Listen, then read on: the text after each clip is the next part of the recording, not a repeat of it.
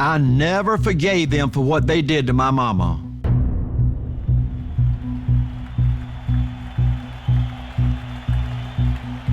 Folks, I'm so dadgum proud we took on the largest industry in the world.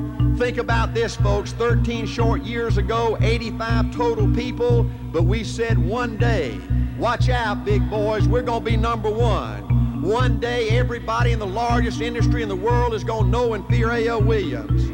You know what? You know what? Everybody in the largest industry in the world knows A.L. Williams is the undisputed leader. You're number one in everybody's mind.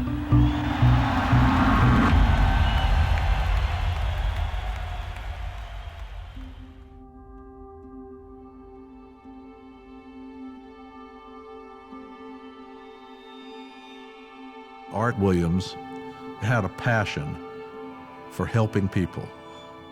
He convinced us that if we were able to somehow corner that passion and direct it in the right way, that we could build a legacy of greatness for our family by helping other families. You know, Art Williams had a way of selling hope to people that nobody else that I've ever met in my lifetime could do. You know, he just made you believe that if you paid the price, if you were willing to pay the price, that the dream was going to be worth it. You wanted to be coached by him. You wanted him to take you to the promised land.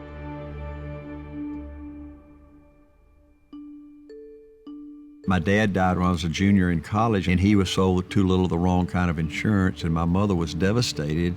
But I went to family reunion 5 years later, and my cousin showed me by term invest the difference in what my dad could have had and how much better my mama could have had it. It was a very emotional moment for me, and it was like lightning striking me. It changed my life, you know, forever. So he got mad on at the industry and decided that he was going to put him out of business. I was a high school football coach, and I didn't know anything about insurance. I didn't know anything about investments, didn't want to know anything about insurance or investments. You know, all I wanted to know was coaching. And Art said, I'm going to build a company like I built a football team. And he knew that the toughest people would win. In thinking about this, the first thing we had to do is we had to find a way to attract some players. I had to have some players, you know, to play.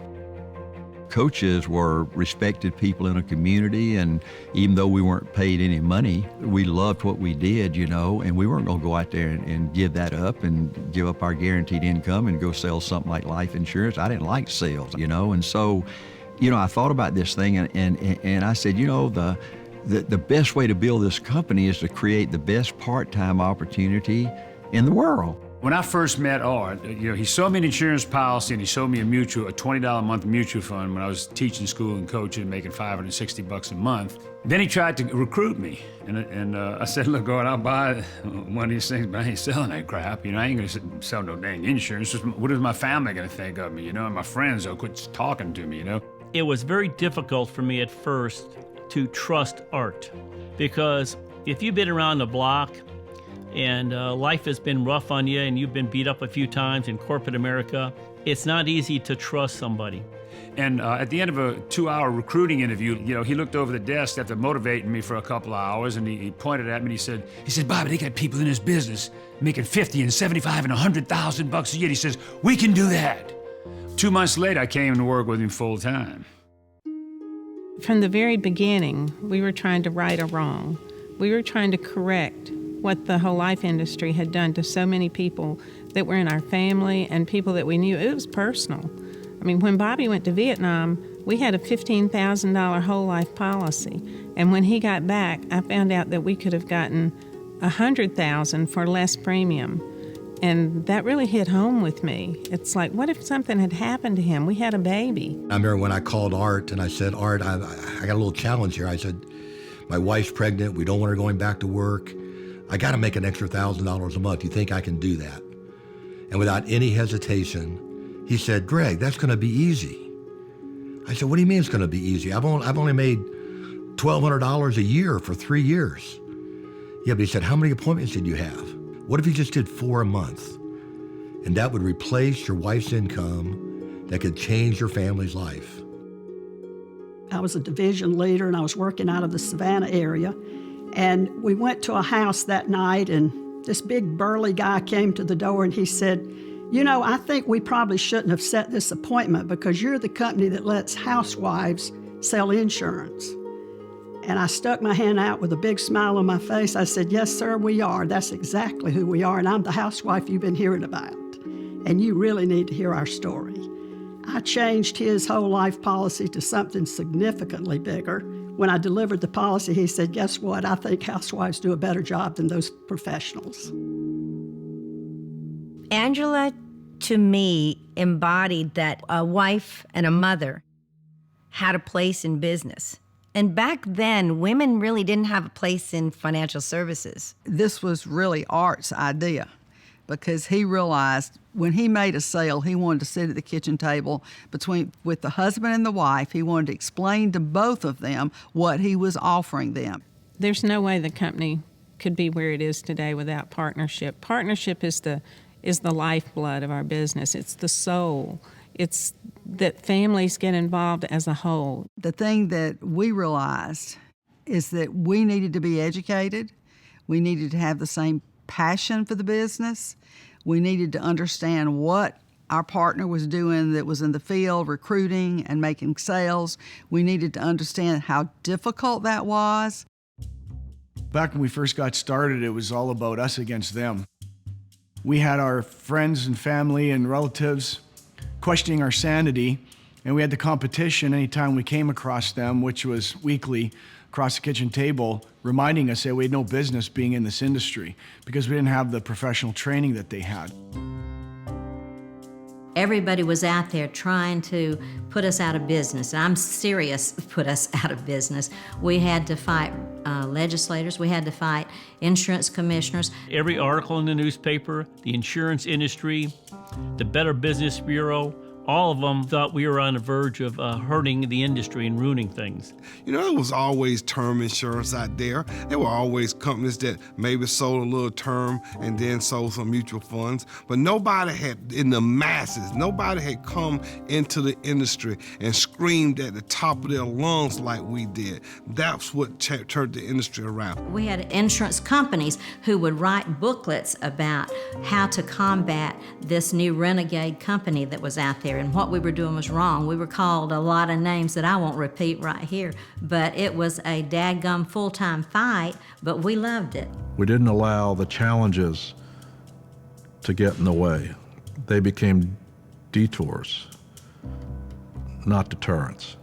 The first time I heard Art speak, he told us we were going to do something important. He told us how big it would be, but he said, "You know, I want to let you know that the odds are against us." He talked about how our chances of making it were so small that I hope you guys don't take out long leases because we probably won't be in business for 6 months. That we're up against the biggest industry in the world. The odds of us succeeding are so small. And I remember my wife looking at me like, "And this is what you want to do for the rest of your life?" And he's talking about we're probably not going to be around. But he said, "I believe we can do it." And he said, "If we do, it's going to be big." We had nothing but two things. We had a crusade and we had a dream. And we were attacking the largest industry, the most powerful industry in the world. They own the politicians, they own the regulators, they own the media. They took out full-page ads in papers and said, "Warning, don't do business with A.O. Williams." When we moved into Canada, and all provinces passed a law that you couldn't hire part-timers, the heart and soul, of A.O. Williams. But what the industry misunderstood was how tough those original people were. The more people said he couldn't do it, and the more obstacles that came to him, the more determined he became. He's a fighter. He's always been a fighter. He's been a competitor. He was that from a child. Art's mantra for so many years, he would sit and tell us, if we can make it through the next 2 years, we can make it. We've just got to make it through the next 2 years. But he kept saying that year after year after year. And literally every meeting for about 3 or 4 years. How'd you like to have a meeting coming out like that? Art looked us all in the eyes and said, "You've now got to make a decision." And that's when he raises his hand and says, "Do you want to stay in business?" I think a lot of us took that as not just from a company perspective, but from a personal perspective. Art wants us to win. He wants to win as a company, but he wants us to win as an individual. Art needed somebody who had a job to keep us in business and get us the money. So if there's anybody that was a hero that made all this happen, this company that became a miracle, it was Bo Adams. Bo was an absolute genius, and without Bo, this thing never would have gotten off the ground.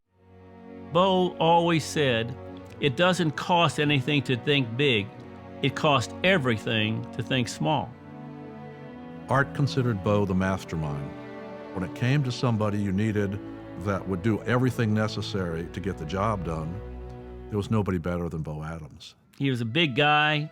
He had this deep southern drawl, and he'd walk in there and they thought, well, he's just some hick from Georgia. But he was the smartest man in the room. I always referred to it as the magic of compound people. I mean, Art had the idea of building successful people, but Bo came up with the idea with building successful downline RVPs. That's really the genesis of the explosion that we had that enabled us to produce downline RVPs, and get overrides.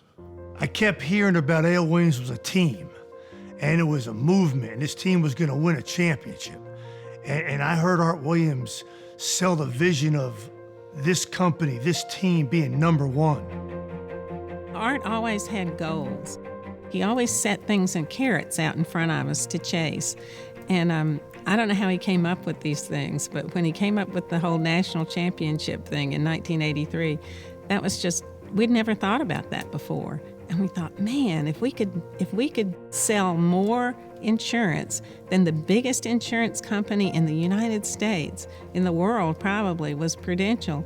And we thought, man, if we have a shot to do this. You'll never forget my first big company event. We were in Boca Raton. It was in 1984. It was a historic time for us. We just won the national championship. All of us were so excited. And Art stood up and he said, there's a new number one, and it ain't Prue. And the place went ballistic. It was so invigorating. It was such it made you just feel good to know you were doing something that hadn't been done before, that you were part of a team that was a winning team, that when they said they'd do it, they did it. We had the truth on our side. The truth is a very powerful business partner to have on your side, and all we needed to do was have guts and determination. As long as we kept on with that, we were going to win, and we were going to keep running up the score. We just took average, ordinary folks just like us and offered them a chance to do something special. I didn't need anybody to explain to me what Art Williams meant by all my life I wanted to be somebody. When I heard that the first time, I was like, he's talking about me. I think Art's very transparent. I think you see what you get, you know what you've got, and there's no mystery. I wanted A.L. Williams to become known as the company that had more $100,000 earners than anybody in our era. We had thousands of them. And we took this thing and we went all over the country, all over Canada, all over Puerto Rico. And not only did we beat Prudential, but we beat Prudential and New York Life combined. And we destroyed the largest, most powerful, most evil industry the world has ever known. Nobody but Art Williams could have taken us from a little peanut to the championship team.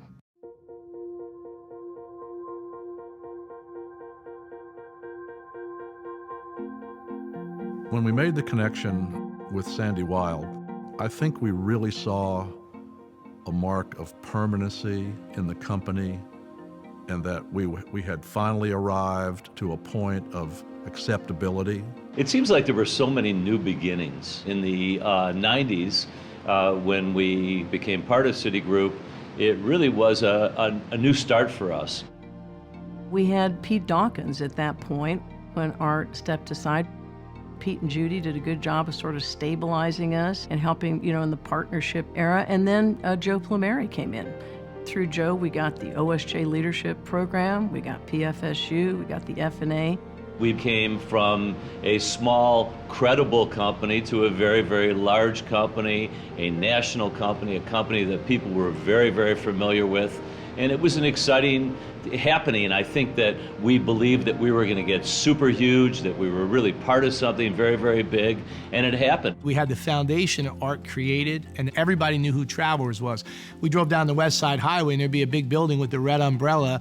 Our rings had the red umbrella, so it added credibility. We didn't want to be part of Travelers, but we loved the credibility that Travelers added to what we did. I think every leader that I've seen come in Primerica, it doesn't matter who they were, there was something that they added to make this company even better. I think what it did is it added credibility, added product, and then so we had the foundation of a crusade tied into the professionalism and the credibility. And then when John and Rick took over, that's when our business really went to the next level. I believe it kept stacking. So we've had a lot of changes and transitions with the history of the company, but I don't think it was changes from here to here. I think it was always stacked on top to make the company who we are. John and Rick were committed to getting us our freedom, and to be part of that time and era that we were going through, because there was some really difficult times in there, but there were some exciting times of, wow, we might be able to pull this off. Without John and Rick, we probably wouldn't even be here today. John's toughness and love and desire and willingness to fight, Rick's incredible intellect, putting together the IPO at a time when there was a global meltdown, what they did was miraculous. Rick and I knew what our job was. It wasn't our job to look out for Citi. It wasn't our job to look out for the U.S. economy. It was our job to look out for Primerica. At one point in time, we weren't even sure that the U.S. economy was going to survive in its current form. Rick and I were 40-something weeks in New York, and it was just a war to get the company out of Citi and to get it public. We were going in the conference room, negotiating, nitty deal points, and sort of how do you keep focused on the nitty deal point when you're not even sure the world's going to be here tomorrow. Citi had met with Rick and I and said, guys, look, honestly, nothing can happen right. Nobody's buying anything. No IPOs are happening. You're asking for something that's impossible. Unfortunately, it took us several years to get out. The world was a changing world. It was and we went down one path, got quite a ways down it, had to change, go down another path, got quite a ways down it. The world changed again, and it was quite a struggle. Because, you got to understand, at that time, Citi had actually studied, what if they just shut it down? Okay, just shut Primerica down and sell it as a runoff book of business, which a lot of insurance companies were doing at that time. There were many points where it was unclear whether we were going to be able to succeed or not. And that was the value of having two of us together, working together to get the company out. We were the first IPO out of one of the big banks.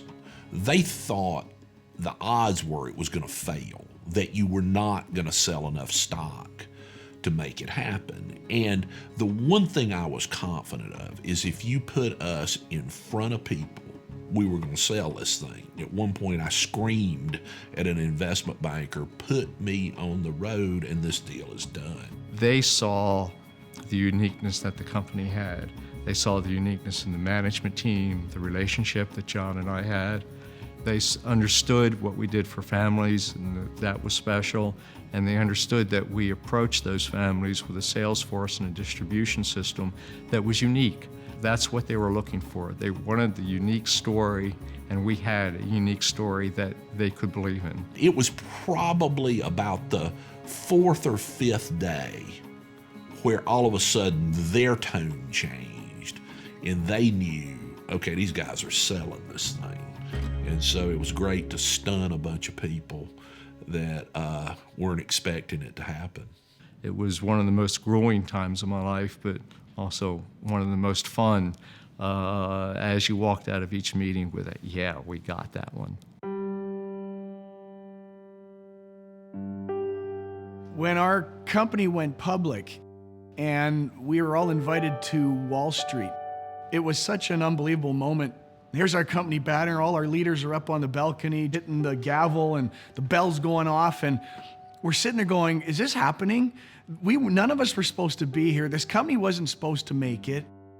And here we are, standing in one of the most powerful places of finance on earth, part of something like that. It was just absolutely surreal. The morning when the stock was opening, when we were all down at the stock exchange, before the market opened, and then once the market opened, they couldn't trade our stock because it was so oversubscribed. It took them forever to get the stock open because there were more orders coming in, and so the price kept changing. And so Rick is up trying to figure out the math of what's going on. It was fascinating from my perspective, not just being part of the company, but just from the dynamic of watching how the bidding process worked. And I'm looking up, and there's, the ticker going around the floor with Primerica listed today, co-CEOs John Addison, Rick Williams on the floor. And I just grabbed Rick and I said, Rick, quit looking at that and look at this. Look at what we did. Stop focusing on what's going on and focus on the bigger picture of what's going on. Focus on that we succeeded in doing this.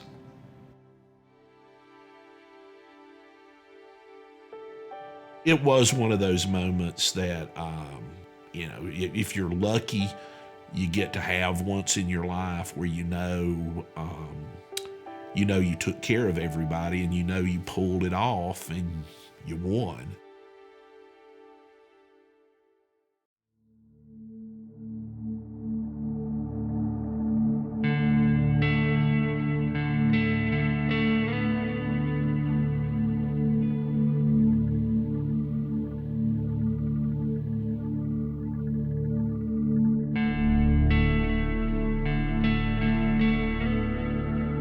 So being part of that first closing bell experience on Wall Street was something, but to be invited back a second time 5 years later was even more special for a number of reasons. First of all, I had heard that very rarely, if ever, a company gets invited back to do the closing bell again when they've done it once already. Second reason why it was so special was it rang in the new era of Glenn and Karen Williams as our CEO. And especially for all of us Canadians, it was a very special time because Glenn grew up with all of us in the business. To me, he epitomizes toughness and kindness. There is no doubt this company, with Glenn's leadership, isn't going to be the biggest it's ever been. This company is everything to me in the business part of my life. And so to be honored to be able to ask to lead it and serve as the CEO was just a huge honor for me. But at the same time, to see the response of the company, of the field leadership, of the home office team, I couldn't have asked for more. What I see in Glenn is a man of integrity, a man of wisdom way beyond his age. And I think that's what you want to look for and ultimately in a leader, someone that's not gonna ever let you down. He has this amazing ability to always know what the right thing to do is, and because of that, he can connect with the field. This company has the greatest distribution system of any company anywhere in the world, and we know it. But if you didn't know it, if you didn't bet everything on our people, if you didn't bet everything on our field leadership, you could have that resource but not take advantage of it and you wouldn't be great. We're great because of that group of leaders that built this company over the last 40 years and will build it over the next 40 years. That's why we keep them first in everything we do. Our mission from day one has been to be able to build more financially independent families than any company in the history of North American business. When you think about the word history, most people are thinking about the past. One of the most exciting things about our history is it's such an integral part of our present and what our future will become. I tell people all the time that our opportunity is better today, but it's not easier, right? If we're willing to put in the same effort that the founders and the leadership in the early days of this company put in during those times, and we're willing to do that now, there's nothing in our way. You know, there's a great quote that says, "I see far, for I stand on the shoulders of giants." And in Primerica, that is so true. There's really no limit to Primerica. When you look at the size of our marketplace, when you look at what's going on Main Street and how Main Street has been abandoned by other companies, the size of that market is so huge, and the demand for what we do, whether it's our financial products, whether it's term life insurance and investments for retirement and education, or whether it's the opportunity to build something that you own, that you control, that's important to your family, there's no end to the demand for that. Everything right now, anyone who's engaged and on their game is experiencing massive success, and that's what happens when you have momentum. We're a company that delivers. I often talk to folks about what I fell in love with originally, and you know, everything sounds so good, and a lot of people can talk a good game, but when it comes to actually backing it up, putting their money where their mouth is, well, most folks come up short. And the thing that I fell in love with Primerica as I got started was that everything they promised me that they would deliver on, they delivered on. There's no glass ceiling. And if you want to go on ahead and build a career, you can have a legacy. Your children and your children's grandchildren can be a part of the company that you built. We're in the people business. So often people think we're in the financial services business and that we may sell insurance or investments, but that's not what we sell. We sell a better future. We sell a better way. I look at our company, man, we've had some tremendous growth. And now 40 years later, our business, our organization is growing faster than it ever has before. So we're like a 40-year-old company with a brand new opportunity. What we do for people is not something that's fashionable. These are very old-line financial principles that we teach people, and they'll always be something that you and I and generations after us will need. We have this great company that makes one of the most challenging parts of a person's life, their financial life, so much better and so stable. The thing I'm the most proud of that we do here is the economic empowerment that we allow people to receive because of the financial literacy and teaching them better. Because most people, when they know better, they'll do better. I really like that we all come together for that one cause, and that creates a movement, because nobody out there is fighting for people just like us. Everybody's fighting for just the rich people and the wealthy people. Nobody's moving towards helping us. We take a stand. We fight for what's right. We help the people like us get a hold of their finances. From the first day, what I saw was the passion, the heart behind it. What we do for families, I knew this is where I belong. I think so many people are forced to make choices against their will to keep a job or to please a boss, and sometimes they have to make compromises that they'll look back on with regret. But that's not us, and that's not our story. I see a future where more and more of our competitors keep leaving the marketplace.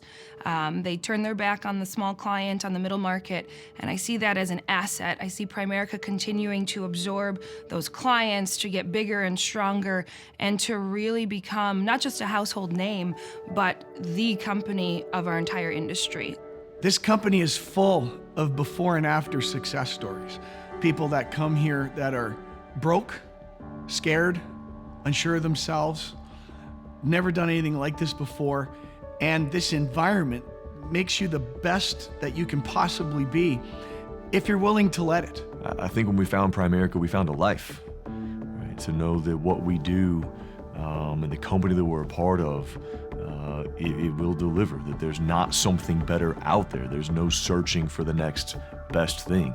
Because of what we've created, our future is the quilt of America. Our future is that we're inclusive, and that is why we are unstoppable. Can you imagine waking up every day and knowing you can go for anything that you want to go for? The last 40 years has been incredible. And as Art always said, I believe this is a company of destiny. The great things that we've been able to accomplish, the things that Primerica has done that are absolutely amazing, and even the challenges that we've overcome, the types of things that would have killed off a lesser company, but we've been able to grow and strive and thrive through those things. I think that's what makes us who we are 40 years later. But we're a 40-year-old company that's 7 years young. I mean, we're just 7 years as our own independent company. We're just starting. And I think the best is clearly in the future.